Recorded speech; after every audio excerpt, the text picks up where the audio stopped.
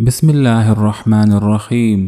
ایک بادشاہ جو اپنی بیٹیوں سے بہت محبت کرتا تھا، اس کی 7 بیٹیاں تھیں۔ ایک دن اس نے اپنی بیٹیوں کو بلایا اور کہا کہ میں ایک سوال پوچھوں گا، اگر جواب اچھا لگے تو میں تمہیں تمہاری مرضی کا انعام دوں گا۔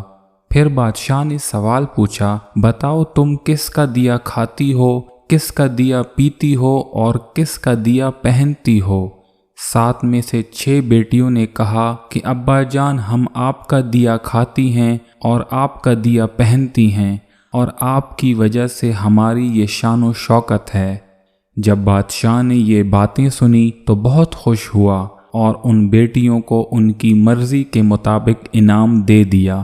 جب چھوٹی بیٹی کی باری آئی تو اس نے کہا کہ میں اللہ کا دیا کھاتی ہوں اور اپنی قسمت کا دیا پہنتی ہوں، اور یہ میرا نصیب ہے۔ جب بادشاہ نے یہ باتیں سنی تو بہت غصہ ہوا اور بولا، کم بخت، تو میرا کھا کر میری ناشکری کرتی ہے، تجھے اس کی سزا ملے گی۔ بادشاہ نے حکم دیا کہ اس کو جنگل میں چھوڑ آؤ، ذرا پتہ تو چلے کہ میرے بغیر اللہ کا دیا کیسے کھاتی ہے۔ شہزادی سے سارے ہیرے جواہرات لے لیے گئے اور سادہ کپڑوں میں اسے جنگل میں چھوڑ دیا گیا۔ وہ تنہا تھی لیکن بہت ہی مطمئن اور پرسکون تھی۔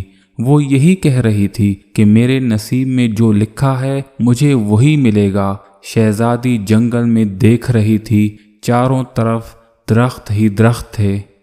شام کا وقت ہونے والا تھا۔ اس نے لکڑیاں جمع کر کے آگ لگائی تاکہ کوئی جانور قریب نہ آئے۔ اس کی نظر ایک جھونپڑی پر پڑی جس میں ایک بکری بندھی ہوئی تھی اور اندر سے کھانسنے کی آواز آ رہی تھی۔ جب وہ جھونپڑی میں داخل ہوئی تو دیکھا کہ ایک بوڑھا شخص کھانس رہا ہے اور پانی کے لیے پکار رہا ہے۔ لڑکی نے ارد گرد دیکھا تو پانی کا ایک مٹکا پڑا ہوا تھا۔ اس نے بوڑھے شخص کو پانی پلایا۔ اس بوڑھے شخص نے کہا، بیٹی، تم اس جنگل میں کیا کر رہی ہو؟ پھر شہزادی نے اسے سارا واقعہ سنایا۔ اس بوڑھے شخص نے کہا، بیٹی، تم یہاں رک جاؤ، میں صبح شہر جاتا ہوں کام کے لیے اور شام کو واپس آتا ہوں۔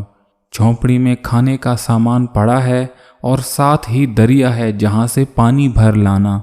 صبح جب بوڑھا شخص شہر گیا تو شہزادی نے جھونپڑی کی صفائی کی اور بکری کا دودھ نکال کر کچھ اپنے لیے رکھا اور آدھا باہر ایک کونے میں رکھ دیا تاکہ کوئی جانور ہی پی لے۔ ایک دن جب صبح وہ اٹھی تو دیکھا کہ برتن خالی ہے اور اس کے پاس ایک لال پڑا ہوا ہے جو کہ بہت قیمتی معلوم ہوتا تھا۔ اس کے پاس سانپ کے نشان نظر آئے تو وہ سمجھ گئی کہ یہ دودھ ایک سانپ نے پیا ہے اور خوشی سے لال چھوڑ گیا ہے۔ اس کے اگلے دن بھی اسے ایک لال ملتا ہے۔ اسی طرح شہزادی کے پاس 7 لال جمع ہو جاتے ہیں۔ تب وہ بوڑھے شخص کو سارا واقعہ سناتی ہے۔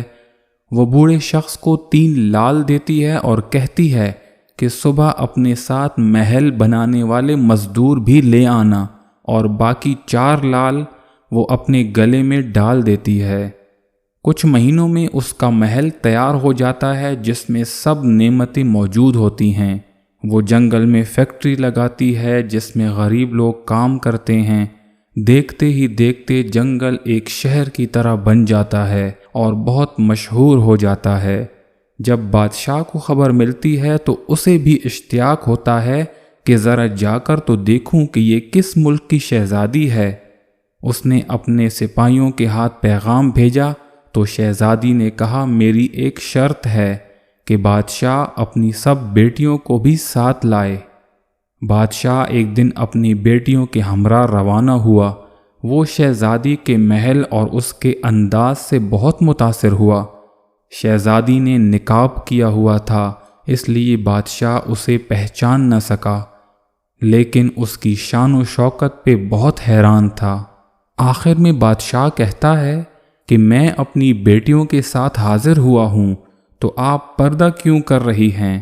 تو شہزادی نے کہا، ٹھیک ہے، میں تیار ہو کے آتی ہوں۔ سب شہزادیاں سوچنے لگیں کہ یہ تو تیار ہے اور کیسے تیار ہونا ہے۔ اتنے میں وہ شہزادی وہی پرانا سوٹ پہن کر آ گئی تو بادشاہ کہتا ہے تم ابھی زندہ ہو، میں تو سمجھا تم مر گئی ہوگی۔ بادشاہ خوش ہوتا ہے اور کہتا ہے کہ میں تمہیں اس شہزادی سے آزاد کرا کے لے جاتا ہوں۔ تب وہ شہزادی کہتی ہے کہ ابا جان، وہ شہزادی میں ہی ہوں، میں نے آپ کو کہا تھا کہ میں اللہ کا دیا کھاتی ہوں اور آج دیکھو میں آپ سے زیادہ امیر ہوں۔ محترم دوستو، ہمیشہ اللہ پر یقین رکھو اور ہر حال میں اللہ کا شکر ادا کرو۔ امید ہے آج کی ویڈیو آپ لوگوں کو پسند آئی ہوگی۔ مزید ویڈیوز کے لیے میرے چینل کو سبسکرائب کریں تاکہ آپ کے ساتھ ہمارا تعلق بنا رہے۔ السلام علیکم ورحمۃ اللہ وبرکاتہ۔